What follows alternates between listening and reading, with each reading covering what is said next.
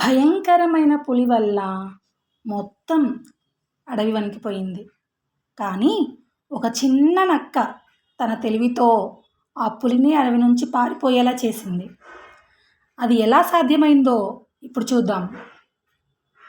ఒక పెద్ద అడవిలో జంతువులన్నీ కలిసి సంతోషంగా జీవించేవి. కానీ ఒకరోజు ఆ అడవిలోకి ఓ భయంకరమైన పులి వచ్చింది. అది ప్రతిరోజు జంతువులను వేటాడి కొండపైకి తీసుకెళ్ళి తినేది. దాంతో అడవిలోని జంతువులన్నీ భయంతో వణికిపోయేవి. ఒకరోజు అన్నీ కలిసి సమావేశమయ్యాయి.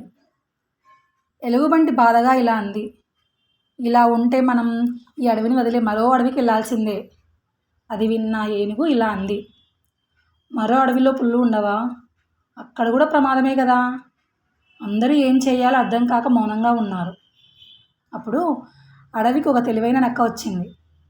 మీరు భయపడకండి, నేను ఆ పులిని ఈ అడవి నుంచి తరిమేస్తాను అని ధైర్యంగా చెప్పింది. జంతువులన్నీ ఆశ్చర్యపోయాయి. పులిని నువ్వు ఎలా ఎదుర్కొంటావు అని కోతి అడిగింది. నక్క చిరునవ్వుతో, బలంతో కాదు, తెలివితో గెలుస్తాను అంది. తర్వాత నక్క ఎలుగుబంటి కలిసి కొండపైకి వెళ్ళారు. అక్కడి పులి మాంసం తిని నిద్రపోతూ ఉంది.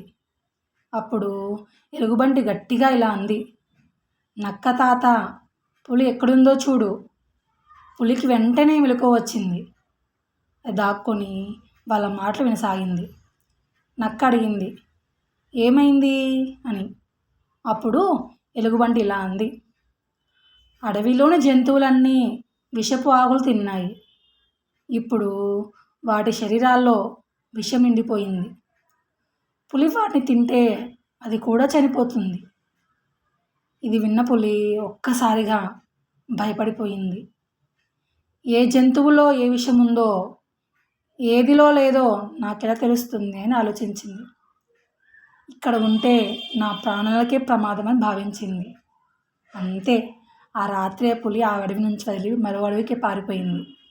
తర్వాత నక్క, ఎలుగుబంటి ఈ విషయం మొత్తం జంతువులకు చెప్పాయి.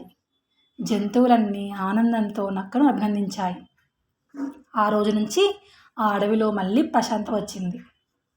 ఈ స్టోరీ వల్ల అర్థమవుతుంది, బలం కంటే తెలివి గొప్పది. ఐకమత్యం, తెలివి ఉంటే పెద్ద సమస్యలనైనా జయించవచ్చు.